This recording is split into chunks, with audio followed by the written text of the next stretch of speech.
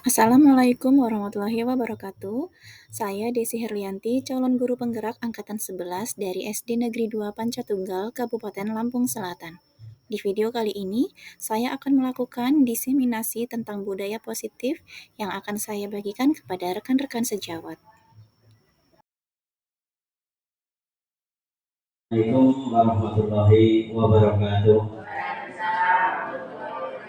Salam sejahtera untuk kita semua. Tabiun. Alhamdulillahirabbil alamin. Wassalatu wassalamu ala asrofil anbiya'i wal mursalin sayyidina wa maulana Muhammadin wa ala alihi wa sahbihi ajma'in. Kepada Ibu Desi sebagai narasumber pembahasan yang saya hormati, kepada Ibu dan Bapak dari SD Talang Jawa, SD 4 dan SD 2 Pancatunggal yang kami muliakan. Pertama-tama panjatkan puji syukur kehadirat Allah Subhanahu wa taala yang telah memberikan kita semua kenikmatan kesehatan yang sehingga pada hari ini kita dapat berkumpul di ruangan ini dalam keadaan sehat.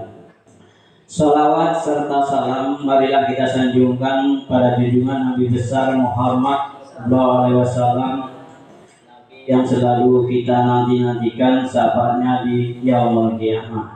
Amin. Bapak Ibu semuanya yang saya muliakan, di sini Ibu Desi akan menyampaikan yaitu mengenai budaya positif. Yang mudah-mudahan budaya positif ini nanti yang disampaikan oleh Bu Desi kepada kita semua, semoga kita bisa menularkan kepada peserta didik kita di sekolah atau di kelasnya masing-masing. Ya, karena ya Bu Desi ini adalah sebagai guru penggerak, tentunya Bu Desi sangat banyak sekali mendapatkan pengalaman-pengalaman yang telah didapat dan kemudian ditularkan kepada kita semua. Semoga apa yang disampaikan oleh Bu Desi nanti kiranya bisa kita tularkan kepada anak-anak kita yang tadinya anak kita selalu berbuat negatif, ya dengan apa pengimbasan ini kita semua bisa mendapatkan ilmu dari dan kita bisa menerapkan di sekolah kita atau di kelas kita.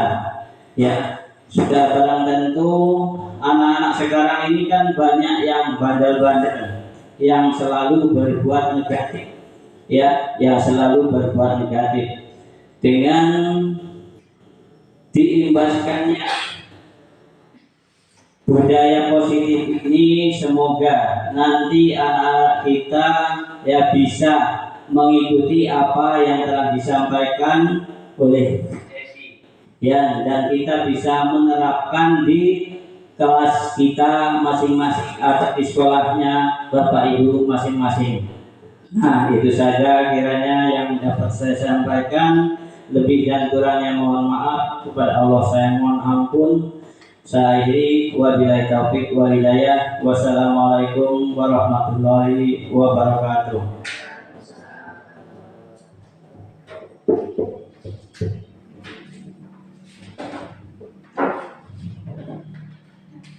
Baik. Assalamualaikum warahmatullahi wabarakatuh. Selamat pagi menjelang siang Bapak Ibu guru semua. Om Swastiastu, Namo Buddhaya, salam kebajikan. Tabiun. Baiklah Bapak Ibu semua, yang saya hormati Bapak Yodi selaku Kepala Sekolah SD Negeri 2 Pancatunggal, yang saya hormati Bapak Ibu Dewan Guru. Sebelumnya saya ucapkan terima kasih atas kehadirannya di forum ini. Saya Desi Herlianti, calon guru penggerak angkatan 11 dari SD Negeri 2 Pancatunggal. Di sini saya akan menyampaikan diseminasi tentang budaya positif. Sebelumnya budaya positif ini saya dapatkan dari modul titik 4, 1.4 dari program guru penggerak, dan pada kesempatan kali ini saya mengimbaskan kepada rekan-rekan sejawat. Baiklah Bapak Ibu guru sekalian, budaya positif sebelum memasuki materi ada kesepakatan kelas yang kita sepakati. Yang pertama, peserta mengikuti kegiatan dengan aktif, lalu menghormati pembicara dan peserta lain, kemudian etika berbicara, dan yang terakhir kebersihan kelas. Ini kesepakatan kelas kita ya Bapak Ibu, bisa disepakati? Bisa. Kalau bisa kita tepuk tangan dulu ya. Terima kasih. Nah, sebelum dimulai juga, karena ini kan sudah menjelang siang, kita tersenyum terlebih dahulu ya, selama 30 detik dan saling bertatapan. Bisa Bapak Ibu? Baik. Kalau bisa, mohon untuk berdiri. Terima kasih. Kita saling bertatapan, teman yang ada di dekat kita saling bertatapan. Ayo tatapan. Mbak Anita ngadep ke Bu Anita, ke Bu Bulan, Bu Dijah ke Bu. Nah, ya saling bertatapan, tatapan, senyum. Iya, berikan senyum yang paling manis. Iya, nah 30 detik ya. Ditatap Bu. Oke. Terima kasih. Silakan duduk kembali. Nah, harapannya apa? Yang tadinya tersenyum setelah bertatapan ternyata tidak hanya tersenyum, tetapi lebih dari senyum, ya. Baik Bapak Ibu, sebelum saya menyampaikan, di sini saya bukan bermaksud ilmu saya lebih banyak, bukan. Karena saya juga masih fakir ilmu. Di sini saya hanya ingin berbagi sedikit ilmu yang sudah saya dapatkan dari program guru penggerak. Baiklah Bapak Ibu, di sini untuk terciptanya budaya positif di sekolah, ada konsep inti budaya positif yang dapat kita terapkan di sekolah. Yang pertama yang akan kita bahas adalah tentang disiplin positif, lalu hukuman dan penghargaan restitusi, kemudian keyakinan kelas, lalu kebutuhan dasar manusia, yang kelima posisi kontrol, dan yang keenam adalah segitiga restitusi. Baiklah Bapak Ibu, memasuki yang pertama, disiplin positif dan nilai-nilai kebajikan universal. Sebelum masuk ke materi, nah, apa sih kira-kira disiplin itu? Yang Bapak Ibu ketahui, disiplin itu apa? Ada yang bisa memberikan pernyataannya? Tepat waktu, Bu. Apa Ibu? Tepat waktu. Ya, bagus sekali. Tepat waktu. Ada lagi? Taat dan patuh terhadap peraturan di lingkungan. Apa Bu? Taat dan patuh terhadap peraturan yang ada di lingkungan. Baik, ya betul sekali. Disiplin. Nah, kira-kira mengapa harus disiplin? Supaya? Oke, supaya tertib. Baiklah Bapak Ibu, kita langsung masuk ke disiplin positif. Jadi, disiplin itu berasal dari kata disiplina, yaitu artinya belajar. Disiplin mengacu pada disiplin diri yang memiliki tanggung jawab terhadap apa yang dilakukan berdasarkan nilai-nilai yang diyakini.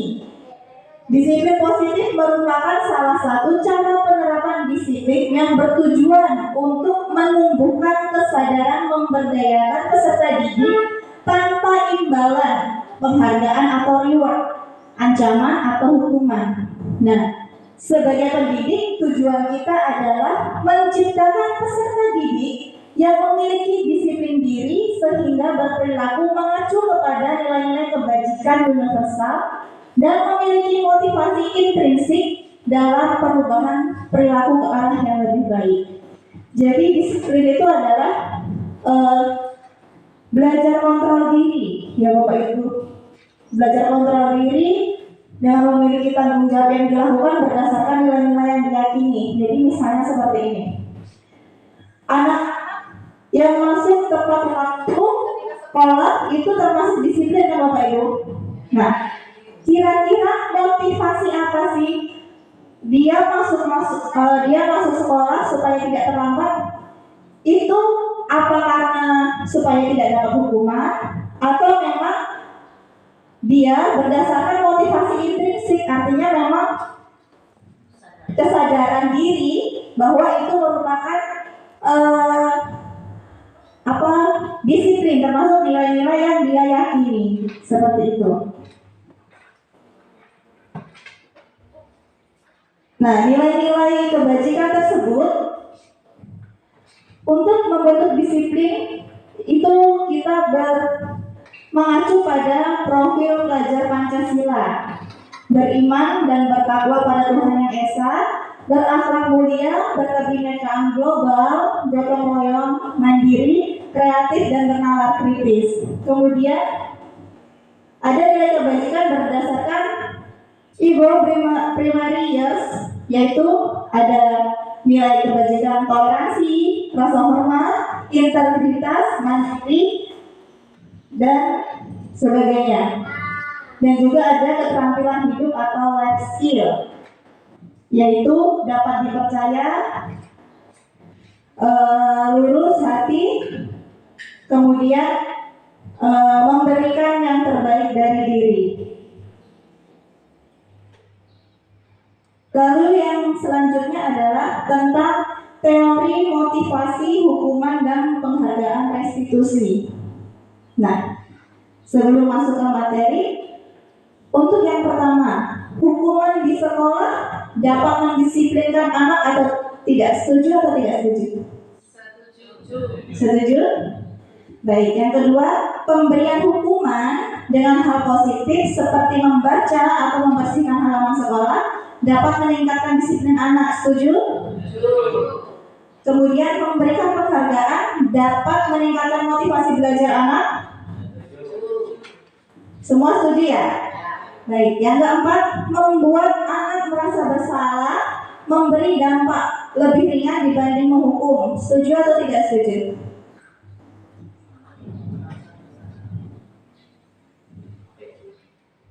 Setuju? Baik, nanti akan kita bahas ya. Nah, teori motivasi perilaku manusia. Jadi setiap perilaku manusia itu kan mempunyai motivasi ya, ada tujuannya. Nah, yang pertama untuk menghindari ketidaknyamanan atau hukuman. Itu berdasarkan motivasi eksternal, jadi motivasi dari luar.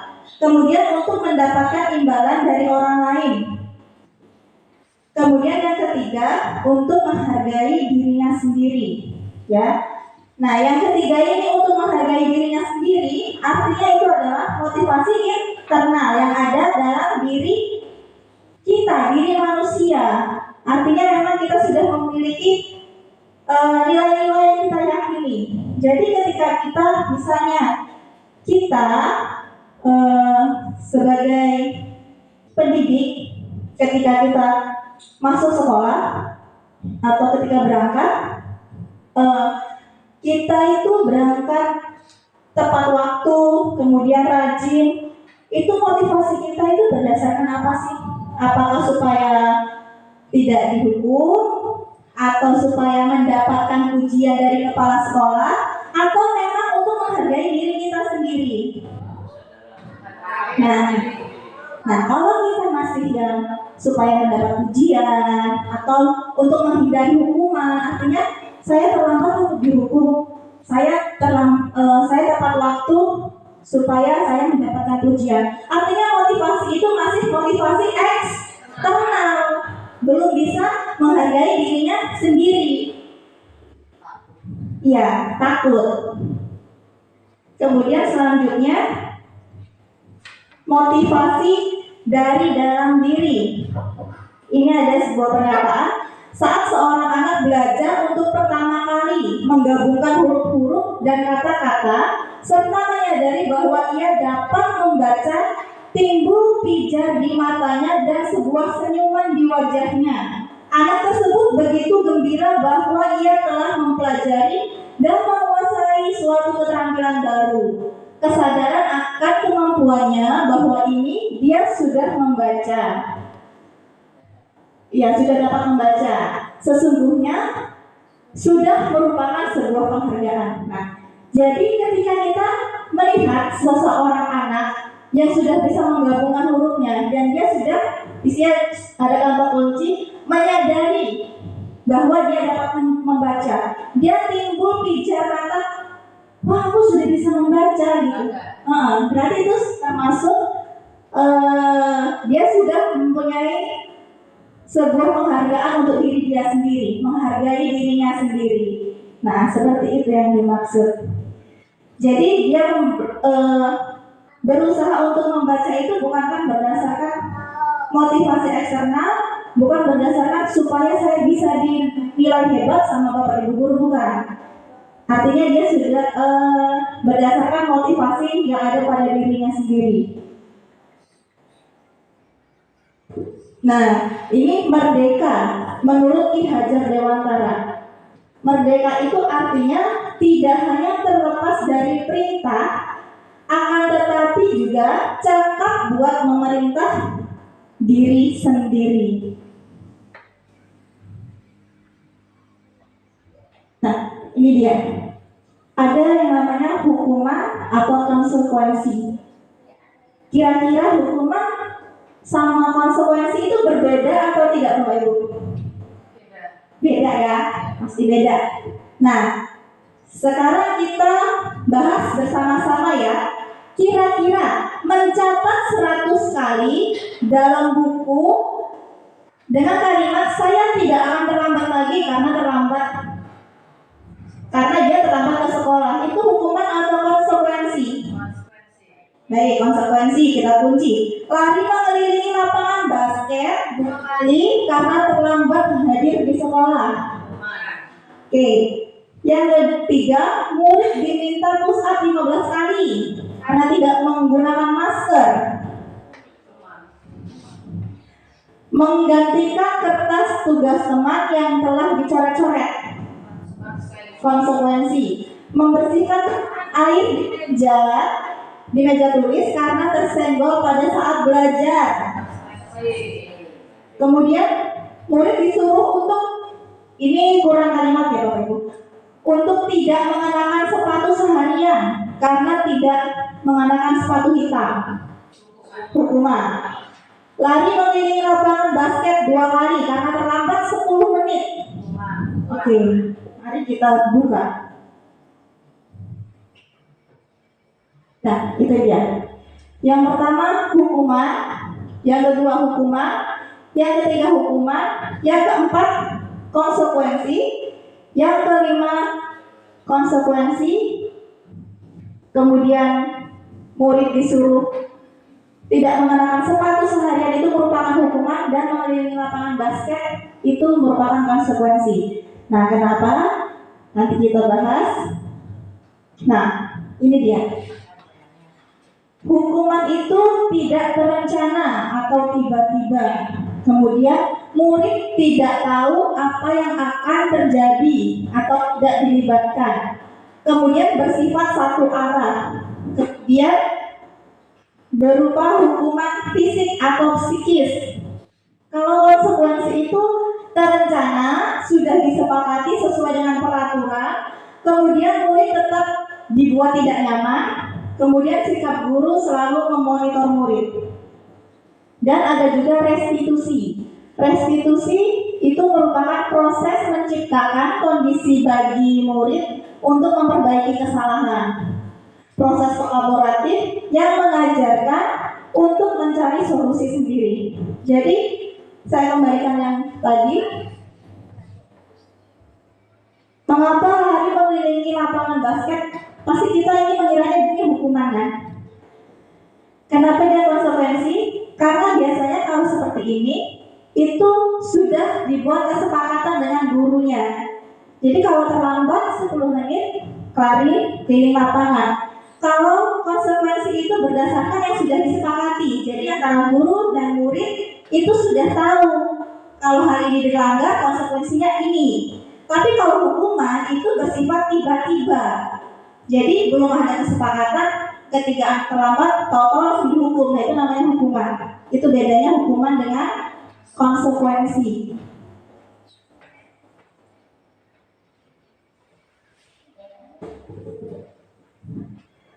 Lalu kemudian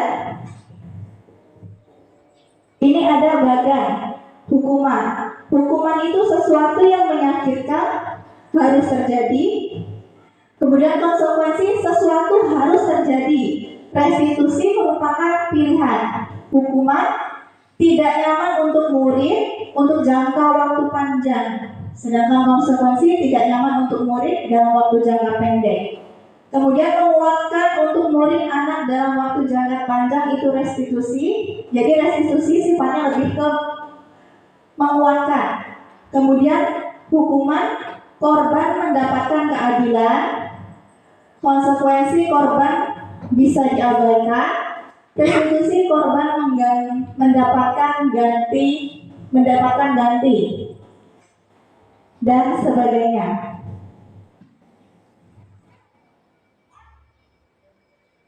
Nah, ini ada identitas gagal dan identitas sukses. Identitas gagal itu adalah hukuman, peraturan adalah titik-titik kamu harus, kemudian apa itu murid anak membenci peraturan. Kalau konsekuensi apa peraturannya, mampukah kamu melakukannya? Dengan dibuat pertanyaan seperti itu. Kemudian kalau restitusi menanyakan nilai-nilai yang diyakini, apa yang kamu yakini, apa yang bisa kamu lakukan untuk memperbaiki masalah ini. Kemudian kalau hukuman, murid atau anak akan membenci peraturan. Konsekuensi, murid atau anak akan menghormati akan adanya peraturan. Lalu restitusi, murid atau anak akan menghormati dirinya dan orang lain.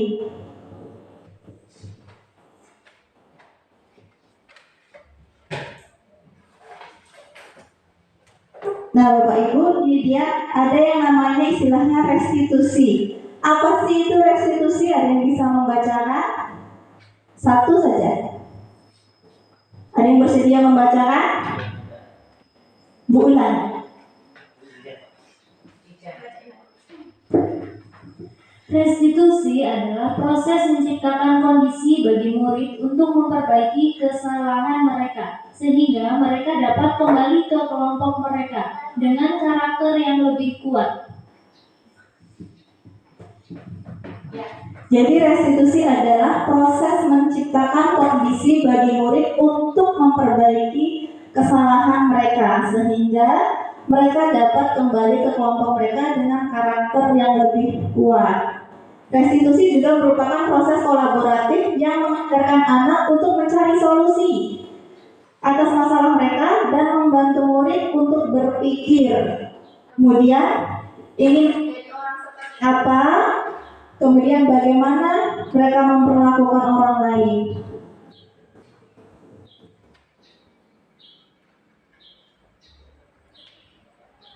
Ada 9 ciri-ciri restitusi. Yang pertama, belajar dari kesalahan, bukan menebus kesalahan. Yang kedua, memperbaiki hubungan.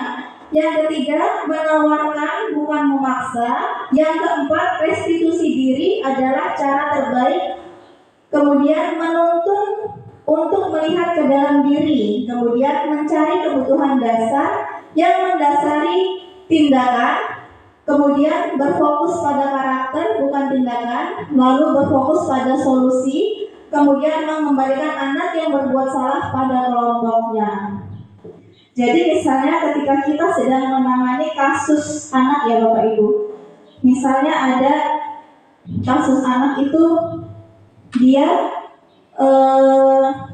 menggebrak meja, misalnya. Ketika dia menggebrak meja, itu kita tanya dulu, apa alasannya menggebrak meja? Pasti anak punya alasan. Kemudian setelah itu kita tanyakan keyakinannya, apakah menggebrak meja termasuk sesuatu yang sudah dia yakini, lalu kemudian menanyakan keyakinan kelas yang nanti kita akan bahas. Kira-kira menggebrak meja itu apakah sebuah keyakinan kelas yang sudah disepakati. Kemudian guru dengan memberikan pertanyaan untuk siswa tersebut dapat mencari solusi, kira-kira tindakan tersebut baiknya dilakukan atau tidak, atau solusinya apa supaya anak tersebut tidak menggebrak mejanya, seperti itu.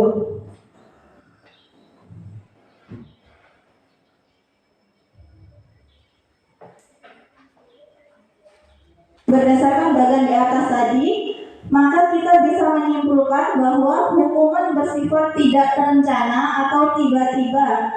Anak atau murid tidak tahu apa yang akan terjadi dan tidak dilibatkan. Kemudian hukuman bersifat satu arah dari pihak guru yang memberikan, dan murid hanya menerima suatu hukuman tanpa melalui suatu kesepakatan atau pengarahan dari pihak guru, baik sebelum atau sesudahnya. Hukuman yang diberikan bisa berupa fisik maupun psikis.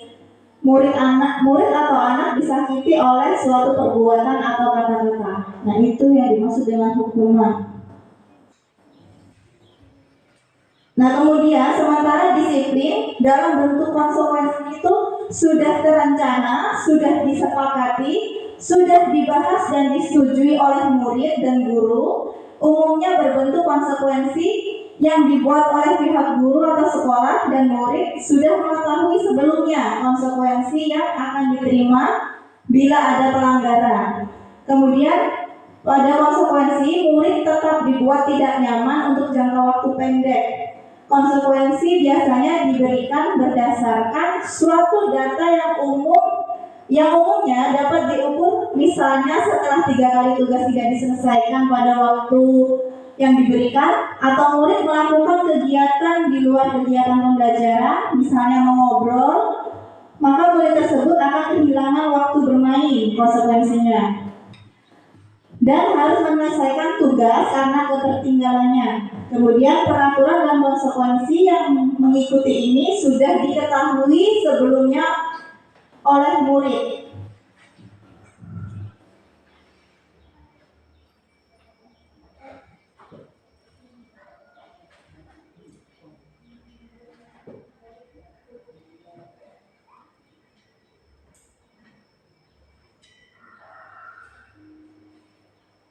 Nah, di sini ada dihukum oleh penghargaan, bahwa penghargaan itu berlaku sama dengan hukuman, dalam arti meminta atau membujuk seseorang melakukan sesuatu untuk memenuhi suatu tujuan tertentu dari orang yang meminta atau membujuk, eksternal, dan ada faktor ketergantungan dari beberapa dampak dari pemberian penghargaan. Kemudian dihukum oleh penghargaan itu pengaruh jangka waktu pendek dan jangka waktu panjang. Penghargaan menghukum, penghargaan mengurangi ketepatan, penghargaan tidak efektif, penghargaan merusak hubungan, penghargaan menurunkan kualitas, penghargaan mematikan kreativitas, penghargaan mengurangi motivasi intrinsik. Itu maksudnya adalah ketika kita memberikan kepada anak misalnya kita memberikan, ketika ada anak yang terlihat menonjol, kita memberikan suatu reward yang berlebihan atau penghargaan. Nanti yang akan muncul dari dalam diri anak itu adalah motivasi ekstrinsik atau eksternalnya. Jadi ketika nanti kedepannya ketika dia akan melakukannya lagi itu berdasarkan nanti pasti dapat hadiah dari bapak ibu guru gitu. Jadi motivasi intrinsiknya tidak terbentuk. Kemudian bentuk program kebajikan atau apresiasi. Nah, bisa saja kita memberikan program kebajikan atau apresiasi. Dalam memberikan apresiasi atau pengakuan perlu diingat dalam beberapa hal, yaitu beri pengakuan secara khusus, beri pengakuan secara pribadi, beri pengakuan kepada semua murid. Jadi ketika kita ingin memberikan pengakuan atau apresiasi itu konsisten semua murid, jadi tidak berfokus pada salah satu atau hanya beberapa murid itu saja. Kemudian beri pengakuan secara konsisten, kemudian fokus pada proses.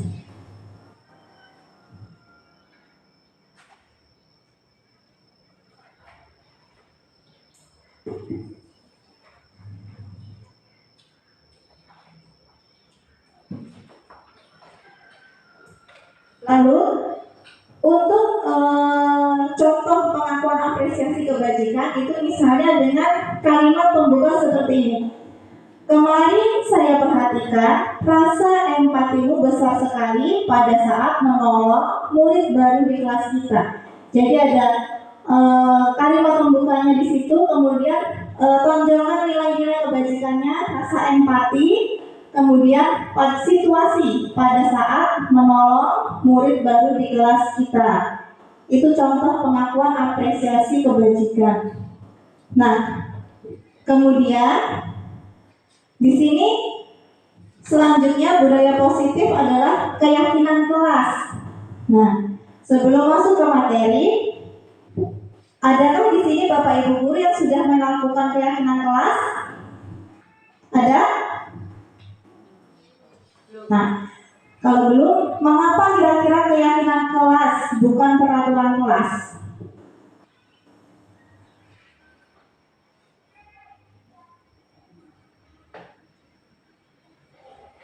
Nah, mengapa tidak peraturan saja? Mengapa harus keyakinan kelas? Jadi, untuk mendukung motivasi intrinsik, kembalikan ke nilai-nilai keyakinan karena akan lebih menggerakkan seseorang dibandingkan mengikuti serangkaian peraturan-peraturan.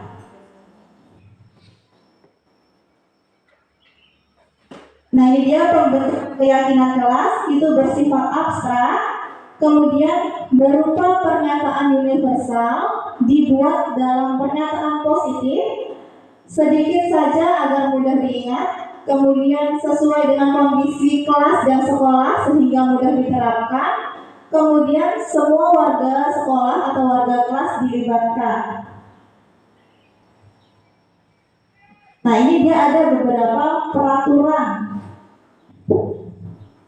atau peraturan kelas ya Bapak Ibu. Nah, kira-kira selalu kembalikan buku ke tempatnya merupakan keyakinan kelas atau nilai kebajikan apa yang dituju? Mengembalikan buku di tempatnya.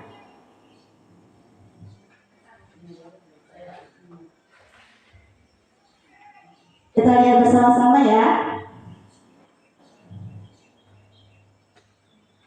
Nah, ketika kita membuat keyakinan kelas, misalnya seperti ini ada beberapa peraturan, selalu kembalikan buku ke tempatnya. Itu merupakan keyakinan kelas atau nilai kebajikan yang dituju adalah tanggung jawab.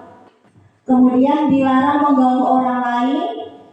Itu nilai kebajikannya adalah menghormati orang lain. Kemudian hadir di sekolah 15 menit sebelum pembelajaran dimulai. Itu juga merupakan menghormati orang lain dan komitmen. Kemudian dilarang melakukan kekerasan Dilarang melakukan kekerasan merupakan nilai kebajikan dalam bentuk keselamatan dan menghormati orang lain. Kemudian dilarang menggunakan narkoba, nilai kebajikan yang dituju adalah kesehatan. Kemudian bergantian atau menunggu giliran adalah menghormati orang lain dan bersabar. Gunakan masker adalah merupakan kesehatan dan keselamatan. Kemudian jangan berlari di kelas atau koridor merupakan keselamatan dan keamanan.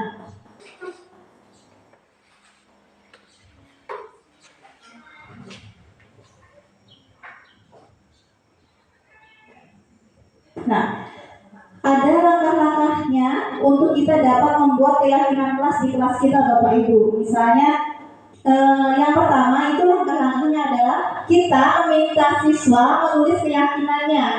Langkah awal yang bisa dilakukan adalah meminta siswa untuk menulis keyakinannya. Jadi seperti ini, misalnya ketika awal pertemuan kita membuat keyakinan kelas, kita tanyakan kepada anak, menginginkan kelas yang seperti apa?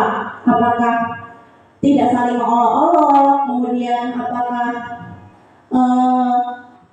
datang tepat waktu, kemudian saling menghargai. Nah, seperti itu. Kita tanyakan keyakinan masing-masing dari anak. Ditulis melalui kertas seperti ini misalnya. Kemudian guru membahas keyakinan kelas yang telah ditulis. Setelah anak-anak semua sudah menuliskan keyakinan, guru membahas keyakinan kelas anak-anak tadi yang sudah mereka tulis. Kemudian memilah keyakinan kelas.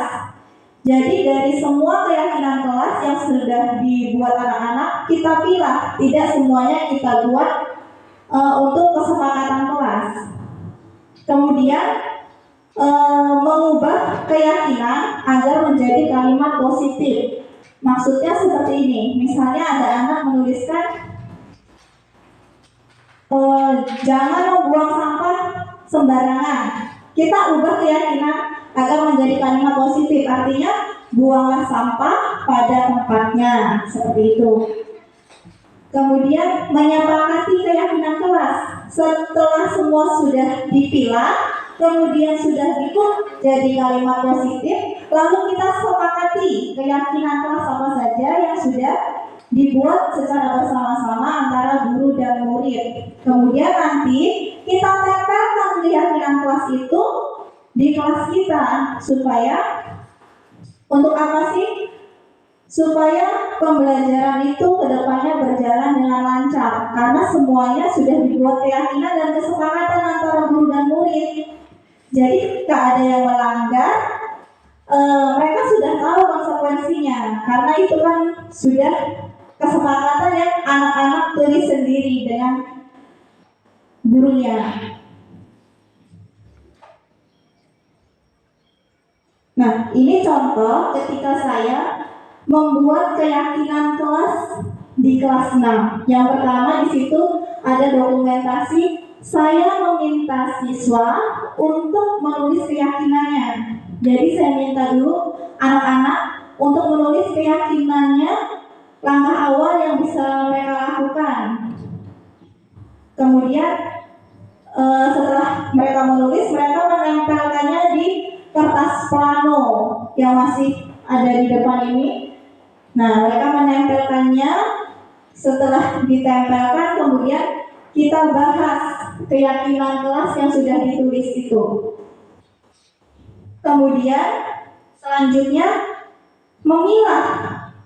Ketika sudah ditulis, kita pilih keyakinan kelas. Tidak semuanya kita paparkan, artinya kita pilih yang lebih inti lah. Kemudian mengubah keyakinan agar menjadi kalimat positif. Nah, dan yang terakhir ini dokumentasinya adalah kita menyepakati antara guru dan murid sesuai keyakinan kelas yang sudah dibuat harus disepakati. Setelah disepakati, jadilah keyakinan kelas yang nantinya akan ditempel di kelasnya masing-masing.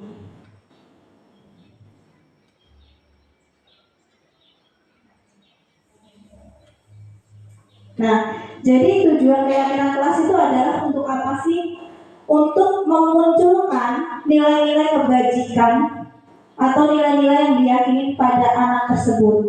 Misalnya, ketika kita belajar di dalam kelas, ketika kita sudah mempunyai keyakinan atau kesepakatan kelas, misalnya dengan tidak membuat keributan, misalnya di situ. Nah, ketika anak membuat keributan, berarti anak tersebut sudah melanggar keyakinan kelasnya. Jadi dengan adanya keyakinan kelas, itu akan supaya memunculkan nilai-nilai kebajikan pada anak-anak peserta didik kita.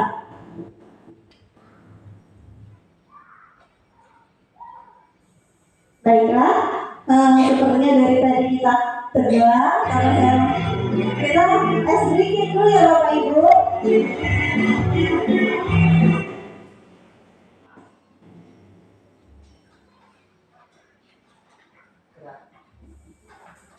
Ya, kita ice breaking dulu sebentar, bergerak dulu.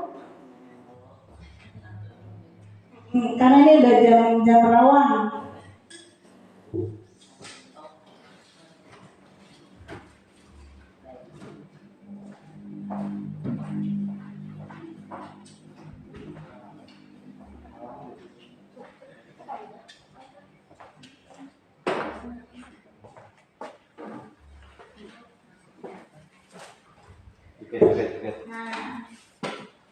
Baik, kita berdiri dulu sejenak ya Bapak Ibu. Terima kasih.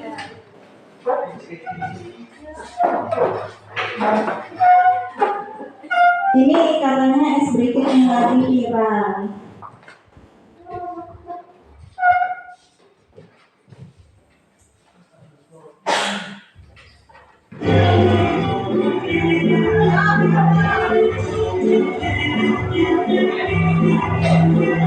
Yo, terima kasih. Tangan diputar-putar, bertepuk tangan. Tangan diputar-putar, peganglah bahu. Tangan diputar-putar, peganglah lutut. Digoyang-goyang, digoyang-goyang, digoyang-goyang. Tangan diputar-putar, bertepuk tangan. Tangan diputar-putar, peganglah bahu. Tangan diputar-putar, peganglah lutut. Digoyang-goyang, digoyang-goyang, digoyang-goyang.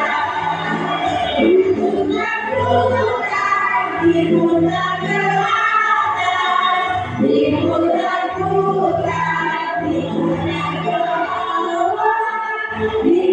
Diputar-putar, diputar ke kanan. Diputar-putar, putar ke kiri. Sekali lagi.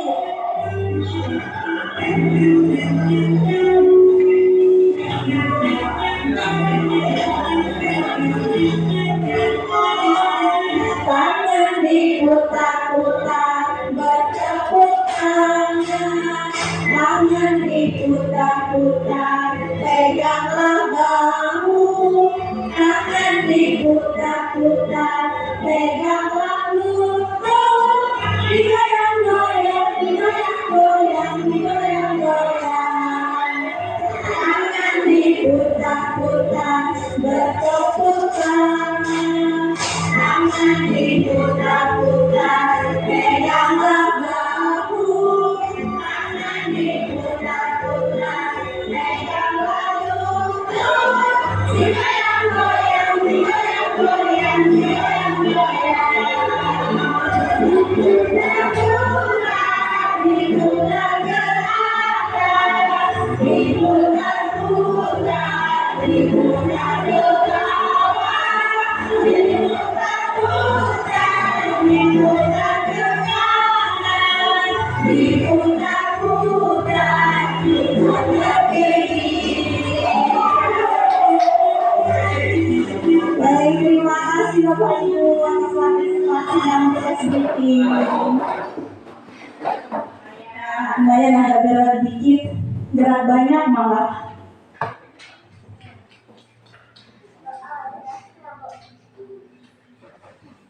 Baiklah, istirahat semenit dulu sejenak. Boleh sambil minum ya Bapak Ibu, sambil dimakan yang sudah disediakan.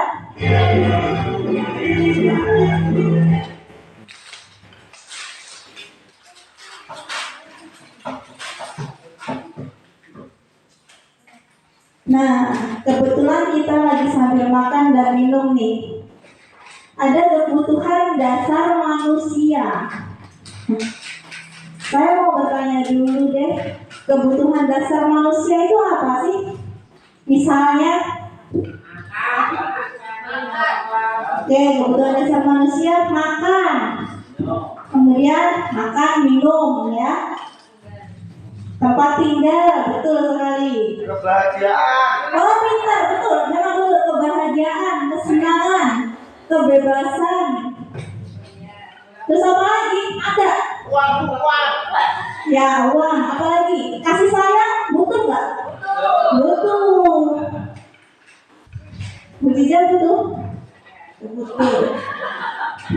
Baik. Nah, di sini sambil menikmati hidangan, sambil membahas tentang kebutuhan dasar manusia. Jadi kebutuhan dasar manusia adalah sesuatu yang kita lakukan untuk mendapatkan apa yang kita inginkan. Seluruh tindakan yang kita lakukan memiliki tujuan tertentu, dan semua usaha terbaik yang kita lakukan adalah dalam rangka agar kebutuhan kita terpenuhi.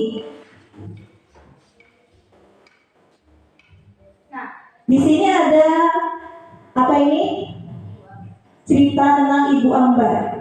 Ibu Ambar wali kelas 2A di SD Pelita Hati sedang bingung menghadapi ulah salah satu murid di kelasnya, Doni. Beberapa anak di kelas 2A telah datang padanya dan mengeluhkan Doni yang sering meminta bekal makanan siang mereka dengan paksa. Nah, kira-kira menurut Bapak Ibu, apa alasan Doni melakukan itu? Apa, Bu? Diberikan bekal orang tuanya. Jadi alasan Doni, dia selalu meminta makanan ya, seringkali meminta bekal makanan makan siang mereka dengan paksa. Jadi Doni pasti punya alasan kenapa dia selalu meminta bekal makanan. Ya, mungkin porsinya kurang dibekalkan sama orang tuanya. Bisa juga dia tidak diberi bekal. Nah, kira-kira dari ini kebutuhan dasar yang tidak terpenuhi apa?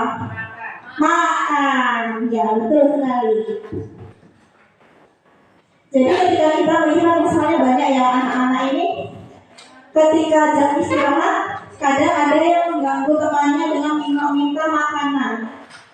Bisa jadi tidak diberi uang jajan. Nah, kemudian nih, kebutuhan dasar manusia. Yang pertama ada kasih sayang dan rasa diterima. Kemudian penguasaan. Bertahan hidup itu seperti tadi makan, minum. Kemudian kesenangan. Yang dikatakan Pak WK tadi betul sekali, kebahagiaan atau kesenangan. Kemudian kebebasan. Kita manusia perlu juga kebutuhan kebebasan. Nah, di sini bertahan hidup itu meliputi makanan, pakaian, tempat tinggal, dan kesehatan. Kasih sayang dan rasa diterima merupakan rasa diterima, dipedulikan, berbagi, kerjasama, menjadi bagian dalam kelompok. Kemudian penguasaan adalah harga diri, keinginan untuk dianggap, memimpin, berprestasi, diakui dan didengar. Kemudian kebebasan adalah mandiri, memiliki pilihan, mencoba hal baru, mampu mengendalikan arah dirinya. Dan yang terakhir kesenangan seperti bermain, humor, antusiasme, dan ketawa. Misalnya ada anak yang seperti ini, di kelas pasti banyak anak yang sama ibu gurunya tuh lenggot-lenggotan gitu, ada nggak Bapak Ibu? Ada ya. Nah, kira-kira itu kenapa sih hal seperti itu? Kebutuhan dasar manusia apa yang tidak terpenuhi berarti? Nah, berarti biasanya anak-anak yang seperti itu dia kurangnya perhatian. Jadi kebutuhan dasarnya di rumah itu tidak terpenuhi, maka dia mencari kebutuhan, mencari kasih sayang itu di luar. Nah, seperti itu. Kemudian apa yang dia butuhkan? Mari kita baca Bapak Ibu. Rina merasa bosan belajar di dalam kelas. Lalu dia berkata kepada Pak Adi, "Pak, bolehkah kita belajar di taman sekolah?" Kira-kira apa yang dia butuhkan? Dia bosan di kelas. Dia mau belajar di kelas, berarti dia butuh apa ini? Apa Bu Yuli? Kebebasan. Ya, jadi anak itu perlu kebutuhan kebebasan. Dia bosan di kelas, dia pengen di luar. Anak tersebut memerlukan kebutuhan kebebasan. Nah, di sini ada perilaku siswa menjatuhkan teman saat teman sedang berjalan di lorong sekolah. Kira-kira apa sih yang menjadi motivasi atau dorongan dia menjatuhkan teman? Kebutuhan apa?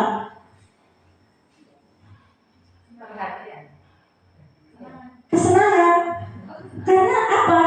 Dia kebutuhan yang berusaha dia penuhi kesenangan. Dia mendorong temannya. Dia senang loh kayak gitu. Ada kesenangan, ada kan anak yang usir. Dia suka usir sama temannya, tapi dia senang. Memang ada kebutuhan kesenangan di situ yang berusaha dia penuhi. Mungkin dia tidak di rumahnya tidak terpenuhi kebutuhan kesenangan itu. Padahal hanya bercanda maksud dia. Kemudian pertanyaan pada siswa yang kita ajukan ketika kita melihat anak yang menjatuhkan teman adalah, apakah ada cara untuk memenuhi kebutuhan senang tanpa menyakiti orang lain?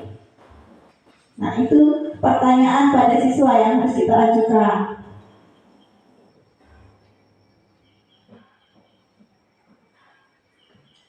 Nah, di sini kita juga akan belajar tentang 5 posisi kontrol.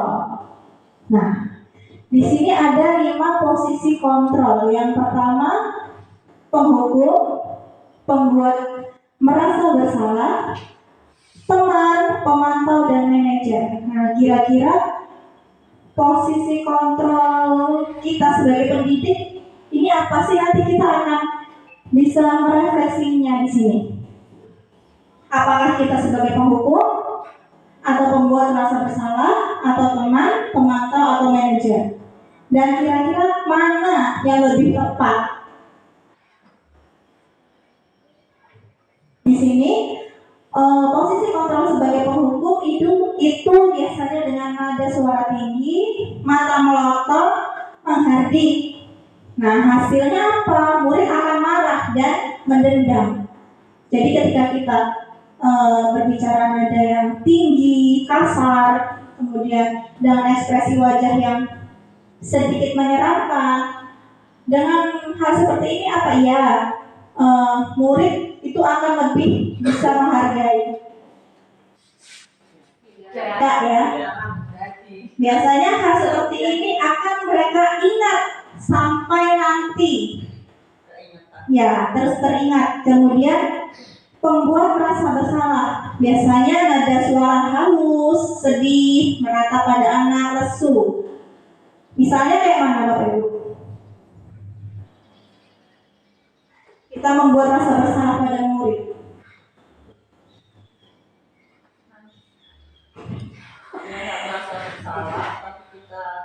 Misalnya dengan sikap kita. Misalnya kita mengatakan seperti ini.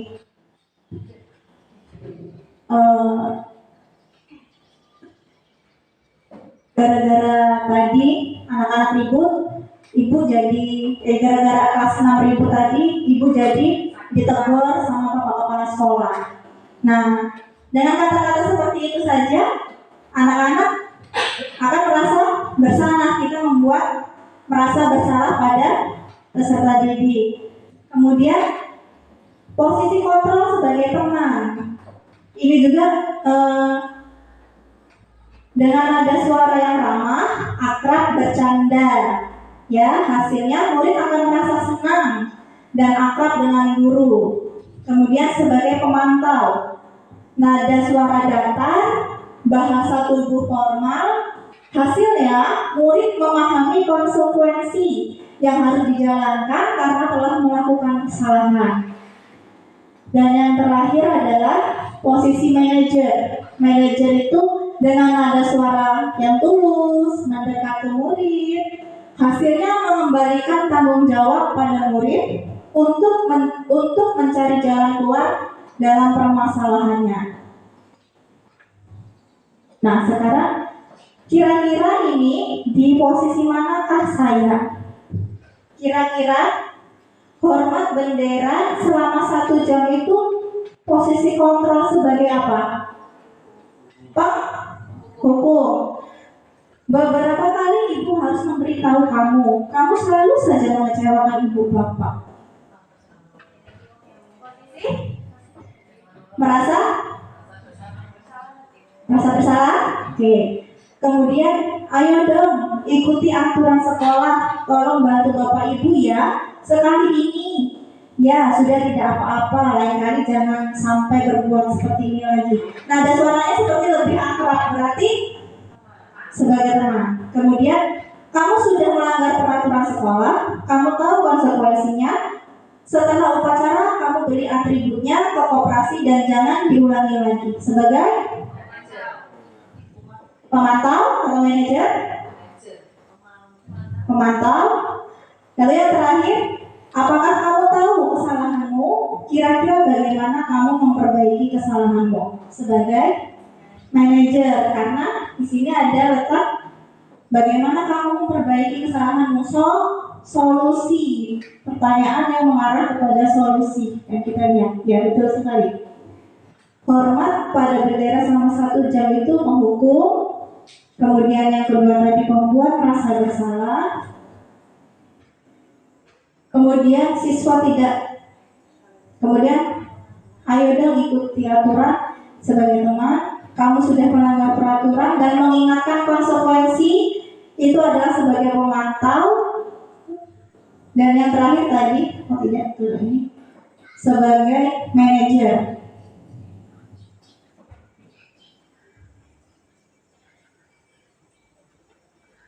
Nah, lalu ini ada segitiga restitusi.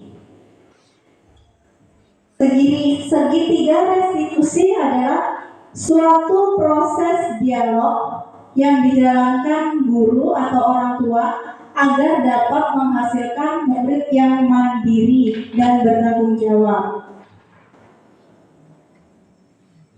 Ada 3 tahapan segitiga restitusi. Yang pertama, menstabilkan identitas. Yang kedua, validasi tindakan yang salah. Dan yang ketiga, menanyakan keyakinan.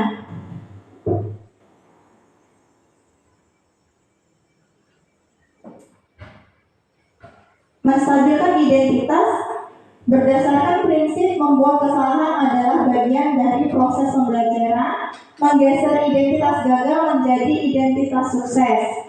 Kemudian, menstabilkan identitas untuk membuat anak yang merasa gagal karena berbuat salah menjadi positif terhadap dirinya. Guru berkata, jadi ketika ada anak yang dalam menangani kasus anak, kita dapat menggunakan segitiga restitusi dengan 3 tahapan segitiga restitusi. Yang pertama, menstabilkan identitas dengan guru berkata, berbuat salah itu hal manusiawi, tidak ada manusia yang sempurna. Bapak ibu juga pernah berbuat salah, kita pasti bisa menyelesaikan permasalahan ini. Bapak ibu tidak tertarik untuk mencari tahu siapa yang benar, siapa yang salah. Bapak ibu lebih tertarik untuk menyelesaikan masalah. Kemudian Kalau kamu menyalahkan dirimu sendiri terus-menerus, apakah kamu bersikap baik pada dirimu sendiri? Kemudian melakukan validasi tindakan yang salah.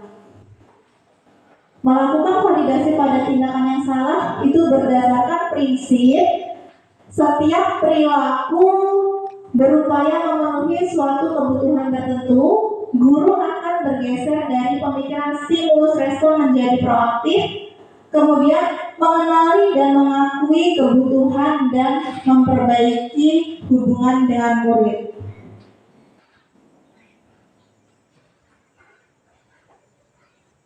Dalam validasi tindakan, kita bisa, guru berkata, kamu bisa saja kan melakukan hal yang lebih buruk, tapi kamu tidak melakukannya. Kamu pasti punya alasan mengapa melakukannya. Kemudian apa yang penting bagi kamu, kamu boleh tetap berusaha menjaga sikap itu, tapi tambahkan sikap yang lain yang baru.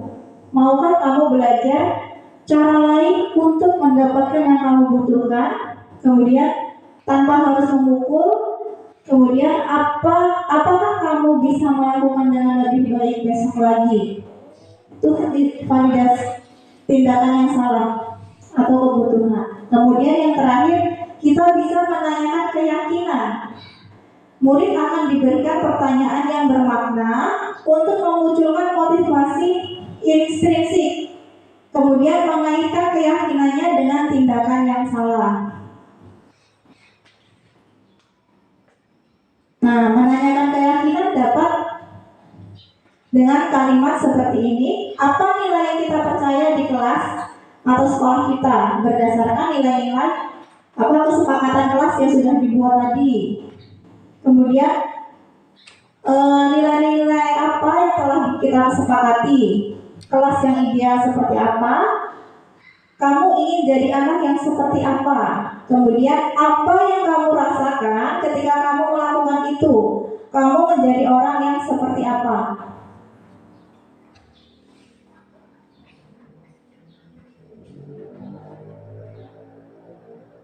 Nah, kemudian yang terakhir ini ada penerapan segitiga restitusi dalam menangani kasus.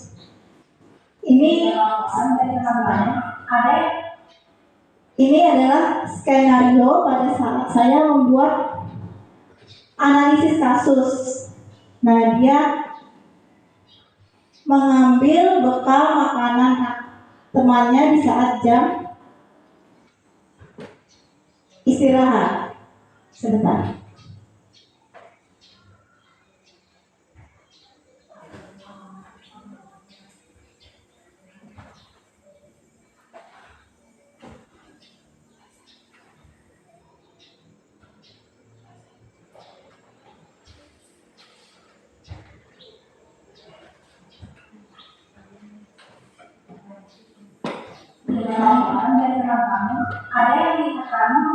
Ini contoh penerapan segitiga restitusi. Kenapa kamu mengambil bekal makanan kamu?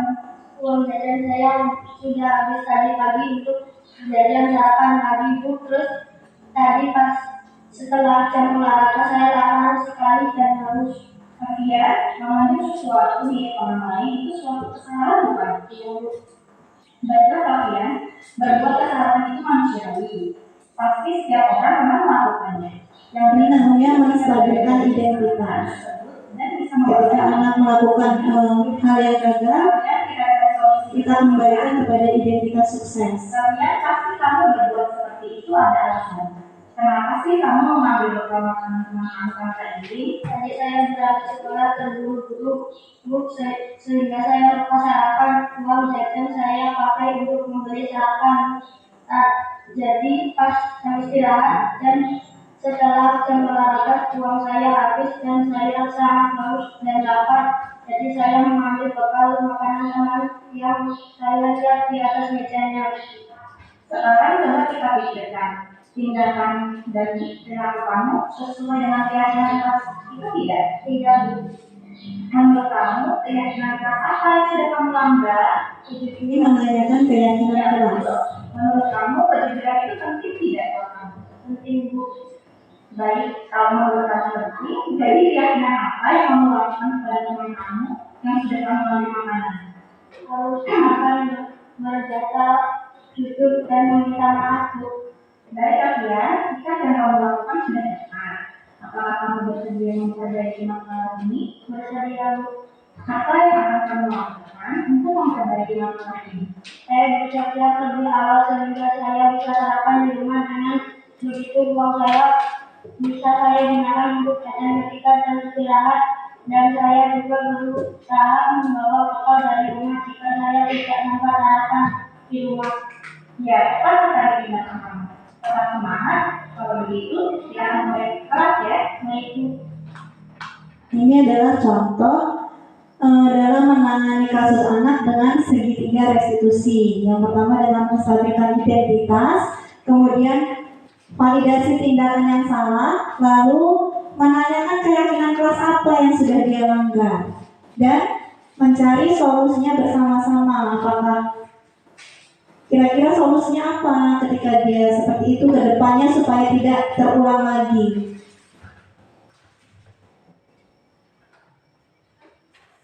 Nah, ini ada video kedua, tapi tidak boleh saya silakan. Ya. Nah, terima kasih. Inilah tadi yang dapat saya sampaikan mengenai budaya positif, yaitu tentang disiplin positif, nilai kebajikan, teori motivasi, kemudian keyakinan kelas, segitiga restitusi, kebutuhan dasar manusia, kemudian yang terakhir 5 posisi kontrol guru. Nah, Bapak Ibu, saya ingin kita merefleksikan kira-kira apa sih yang sudah Bapak Ibu dapatkan dari apa yang sudah saya sampaikan. Kira-kira posisi kontrol kita saat ini ada sebagai apa? Sebagai apa? Masih kita sebagai teman, ya, sebagai teman, sebagai penghukum kadang-kadang ya. Iya, kita sebagai penghukum. Kemudian lalu sebenarnya yang paling efektif adalah posisi kontrol sebagai manajer. Baiklah Bapak Ibu, saya minta refleksinya untuk menuliskan refleksinya di dalam kertas ini, kemudian nanti ditempelkan di kertas plano yang di depan ya Bapak Ibu. Apa perasaannya, kemudian apa yang sudah didapat dari forum ini.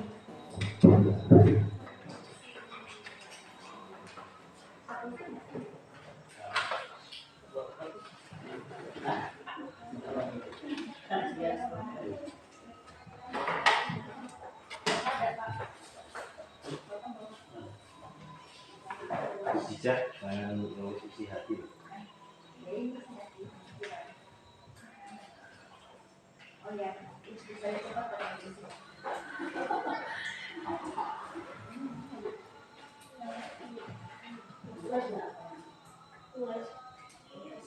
Nah, tulis refleksinya bagaimana perasaan Bapak Ibu, kemudian apa yang sudah didapatkan dari yang sudah disampaikan di forum ini. Yang sudah selesai silahkan tempelkan di kertas plano. Baik, silahkan tandakan Bapak Ibu.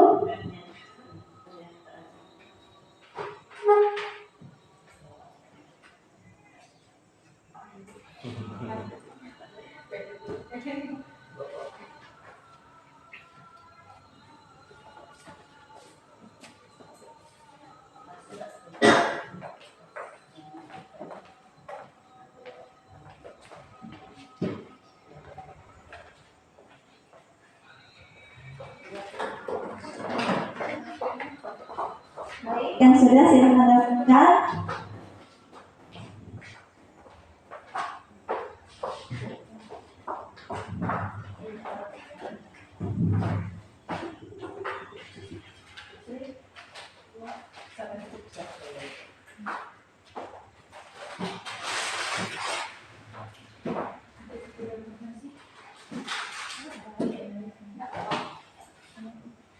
Tidak apa.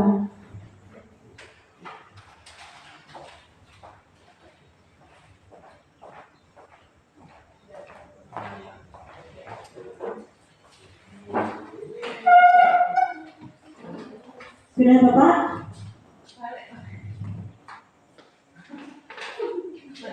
Baiklah, terima kasih kepada rekan-rekan yang sudah memberikan umpan balik atau refleksinya. Saya ingin mendengarkan satu saja dari teman-teman, dari rekan, refleksinya untuk hari ini. Ujizah bisa merefleksikan? Baca, nggak apa-apa. Tadi yang udah dituliskan dibaca aja.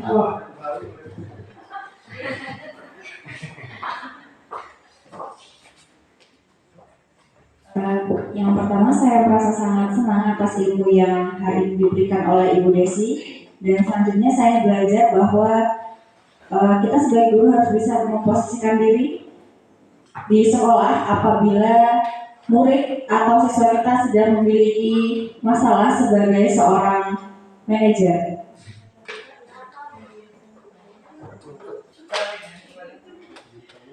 Yang kedua, di sini ada menambah wawasan baru dan berusaha untuk melaksanakan di sekolah. Belajar merefleksi diri atau mengevaluasi diri sebagai pendidik untuk tidak menghukum peserta didik dan bisa menjadi teman bahkan manajer untuk murid. Dan yang terakhir, saya sangat senang berada di sini. Selain menambah ilmu, saya juga bisa menambah pengetahuan.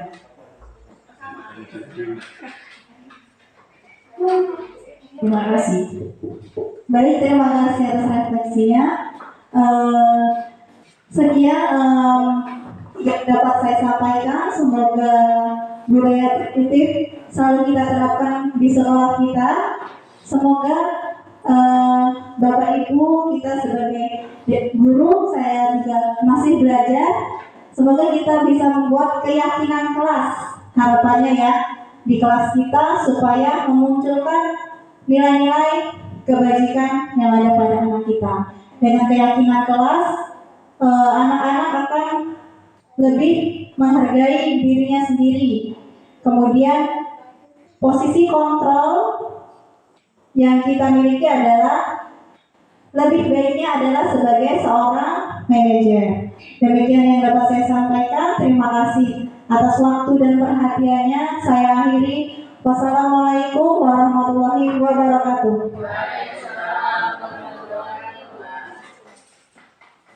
Tepuk tangan.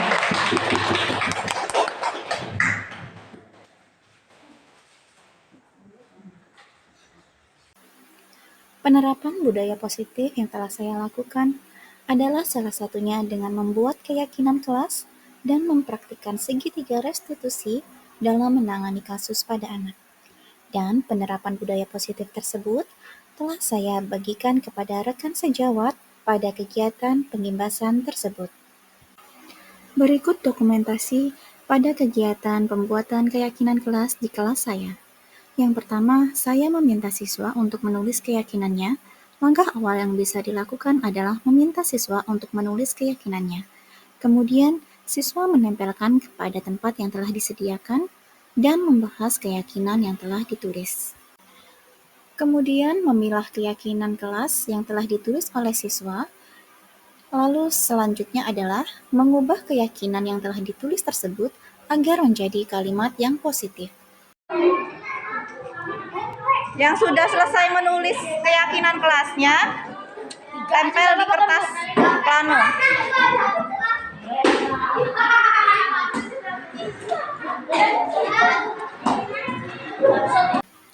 Lalu selanjutnya adalah menyepakati keyakinan kelas yang sudah mereka tulis.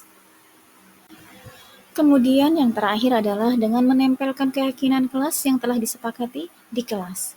Dengan keyakinan kelas dapat membantu siswa untuk berkembang menjadi individu yang bertanggung jawab, disiplin, dan memiliki rasa hormat terhadap orang lain. Kemudian yang terakhir adalah dengan menempelkan keyakinan kelas yang telah disepakati di kelas. Dengan keyakinan kelas dapat membantu siswa untuk berkembang menjadi individu yang bertanggung jawab, disiplin, dan memiliki rasa hormat terhadap orang lain. Dengan laporan dari teman kamu, ada yang melihat kamu mengambil bekal makanan dan minuman teman kamu tanpa izin. Ya, Bu. Kenapa kamu mengambil bekal makanan teman kamu? Uang jajan saya sudah habis tadi pagi untuk jajan sarapan pagi, Bu. Terus tadi pas setelah jam olahraga saya lapar sekali dan haus. Safian, mengambil sesuatu milik orang lain itu suatu kesalahan bukan? Iya, Bu. Baiklah Kavian, berbuat kesalahan itu manusiawi. Pasti setiap orang pernah melakukannya. Yang terpenting kita belajar dari kesalahan tersebut dan bisa memperbaikinya. Setuju? Setuju, Bu. Kavian, kita cari solusi bersama ya. Iya, Bu. Kavian, pasti kamu berbuat seperti itu ada alasannya. Kenapa sih kamu mengambil bekal makanan teman kamu tanpa izin? Tadi saya berangkat sekolah terburu-buru, Bu, sehingga saya lupa sarapan. Uang jajan saya pakai untuk membeli sarapan. Jadi pas jam istirahat dan setelah jam olahraga uang saya habis dan saya sangat haus dan lapar. Jadi saya mengambil bekal makanan teman yang saya lihat di atas mejanya. Sekarang coba kita pikirkan, tindakan dan perilaku kamu sesuai dengan keyakinan kelas kita tidak? Tidak, Bu. Menurut kamu, keyakinan kelas apa yang sudah kamu langgar? Kejujuran, Bu. Ya, betul. Menurut kamu, kejujuran itu penting tidak buat kamu? Penting, Bu. Baik, kalau menurut kamu penting, jadi keyakinan apa yang kamu lakukan kepada teman kamu yang sudah kamu ambil makanannya? Harus akan berjata jujur dan meminta maaf, Bu. Baik, Kavian, sikap yang kamu lakukan sudah tepat. Apakah kamu bersedia memperbaiki masalah ini? Bersedia, Bu. Apa yang akan kamu lakukan untuk memperbaiki masalah ini? Saya bersiap-siap lebih awal sehingga saya bisa sarapan di rumah. Dengan begitu uang saya bisa saya gunakan untuk jajan ketika jam istirahat. Dan saya juga berusaha membawa bekal dari rumah jika saya tidak sempat sarapan di rumah. Ya, tepat sekali tindakan kamu. Tetap semangat. Kalau begitu, silakan kembali ke kelas ya. Baik, Bu. Terima kasih telah menyaksikan video saya. Semoga bermanfaat dan saya akhiri. Wassalamualaikum warahmatullahi wabarakatuh.